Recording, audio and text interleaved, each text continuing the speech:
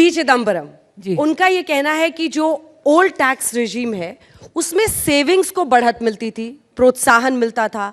New tax regime को सरकार push कर रही है, बाय डिफॉल्ट सामने रख रही है, तो आप एंटी सेविंग हो गए। ऐसा है, वो तो बहुत ही विशेषज्ञ ज्ञानी प्रकार के व्यक्ति हैं।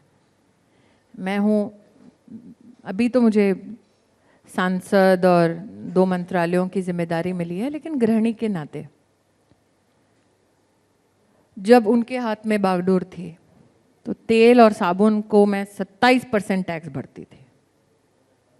अब नए रेजिम में 18% है। तो इतने विद्वान हैं कि जब उनके हाथ में थी कमान तब हाउस लोन पे लगभग 10.4% का इंटरेस्ट जाता था। दिसंबर 22 का आंकड़ा उठा लीजिए, 8 दशमलव कुछ है, मतलब कम है इंटरेस्ट रेट। अच्छा, तब कम है जब ग्लोबल इकोनॉमीज के ऊपर कोविड का इम्पैक्ट हो चुका है, तब कम है जब यूक्रेन और रशिया के बीच का विवाद ग्लोबल इकोनॉमीज को इम्पैक्ट कर रहा है। तो क्योंकि वो इतने ज्ञानी है कि उनका ज्ञानवर्धन होकर इंटरेस्ट रेट बढ़ गया, इन्फ्लेशन बढ़ गया, डेट बढ़ गया, फॉरेन एक्सचेंज कम हो गया, पॉलिसी पैरालिसिस हो गया। अब ऐसे महाज्ञानी को मैं इससे ज्यादा क्या बोलूं। मोदी सरकार में लेकिन महंगाई पर घेरना हो तो सबसे ज्यादा आपको टारगेट करता है विपक्ष। क्योंकि जो स्मृति शहजादे ईरानी को तपस्वी बना दे, घेरेंगे उसी को।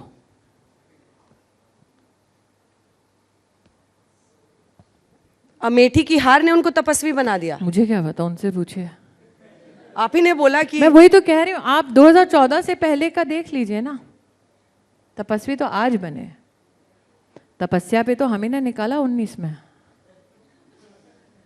आपके सारे पुराने बयान निकाल निकाल कर हाँ, कांग्रेस पार्टी आप ही को टारगेट करती अब है।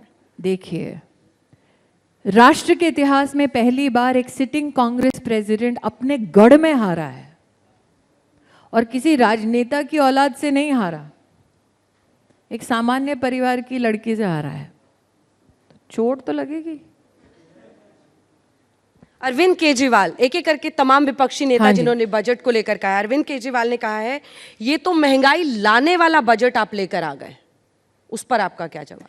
देखिए, जब दिल्ली की गरीब नागरिक को मुफ्त का राशन मिलता है, उसकी परचेसिंग पावर बढ़ती है, उस पर आज तक मैंने कोई उनकी पॉजिटिव टिप्पणी नहीं सुनी। जब दिल्ली में रहने वाले नागरिक को वन स्टॉप सेंटर की सुविधा मिलती है, जो पूरा का पूरा सरकार उसका खर्चा उठाती है, उसके बारे में तो कभी मैंने कोई पॉजिटिव या बैलेंस रिएक्शन नहीं सुना। नरेंद्र भाई बार बार कहते आए हैं कि हम कोऑपरेटिव फेडरलिज्म की बात उन्होंने पहले दिन से की। आज भी प्रगति नाम का एक वो कार्यक्रम करते हैं जो विख्यात ना हो, लेकिन उसके पीछे मानसिकता क्या है कि अगर इंफ्रास्ट्रक्चर का किसी भी प्रदेश में कोई भी छोटे से छोटा, बड़े से बड़ा कार्य रुका हुआ है, देश के प्रधानमंत्री स्वयं हर राज्य की सरकार के ब्यूरोक्रेटिक प्रतिनिधि के साथ मीटिंग करते हैं कि बताइए हम मदद कैसे कर सकते हैं ताकि आपके प्रदेश में इंफ्रास्ट्रक्चर का या फिर पोषण का भी काम बेहतर कैसे हो।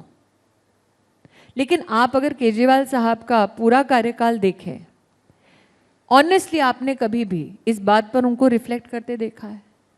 वैक्सीन हो, मुफ्त का राशन हो, वन स्टॉप सेंटर और हेल्पलाइन का पैसा भी भारत सरकार देती है महिला के लिए, लेकिन कभी भी आप कोऑपरेटिव फेडरलिज्म की उस स्पिरिट के साथ उन्हें बोलता हुआ नहीं पाएंगे। लेकिन ममता जी भी बहुत गुस्साई हुई है सरकार से। स्मृति जी, वो एक तो उन्होंने कहा है कि बजट जन विरोधी है, वो कहती है सरकार हमारा पैसा नहीं देखती है। मैं सौतेला आपको व्यवहार महिला करती है। बाल विकास मंत्रालय के अंतर्गत बोलना चाहती हूँ। 2017-18 से लेकर लास्ट 3 दिन पहले तक उनके अकाउंट में औरतों के लिए 26,000 लाख रुपया पड़ा है अनस्पेंट, सिर्फ मेरे एक विभाग में। उनकी सरकार ने लिख कर दिया है कि आपने प्रधानमंत्री मातृ वंदना योजना के अंतर्गत औरतों के बैंक के खाते में पैसे पहुंचाने का प्रावधान किया। देश में 3 करोड़ औरतों को मिला है ये पैसा। गर्भावस्था में वो जाकर डॉक्टर से अपने वैक्सीन लगा लें अथवा चेकअप करा लें, उसको प्रोत्साहित करने के लिए इंस्टीट्यूशनल डिलीवरी के लिए पैसा दिया जाता है। बंगाल में क्या किया, पैसा लेकर स्कीम बदल डाली। जब जनता ने कंप्लेंट की तो लिखकर माफी मांगी, कहा नहीं जी ये अब इस बार त्रुटि होगी, अगली बार नहीं करेंगे। ये सारे के सारे कागजात मौजूद हैं। हमने कहा आप वन स्टॉप सेंटर चलाइए, हर जिले में महिला अगर क्राइसिस में हो, उसके खिलाफ वायलेंस होता है, उसको एक जगह तो मिले जहां अगर 2 दिन का आश्रय चाहिए तो 2 दिन का आश्रय मिले, पुलिस की मदद मिले, डॉक्टर की मदद मिले, वकील की मदद मिले, मुफ्त की मदद मिले, सारी की सारी व्यवस्था भारत सरकार, उन्होंने नहीं खोला। पोषण में भी मुझे हाथ जोड़ के कहना पड़ा, जुड़ जाइए भाई, गरीब परिवार की महिलाएं और बच्चों के लिए पोषण है, आहार है, जुड़ जाइए, तब जाके जुड़ी हैं अभी पिछले साल।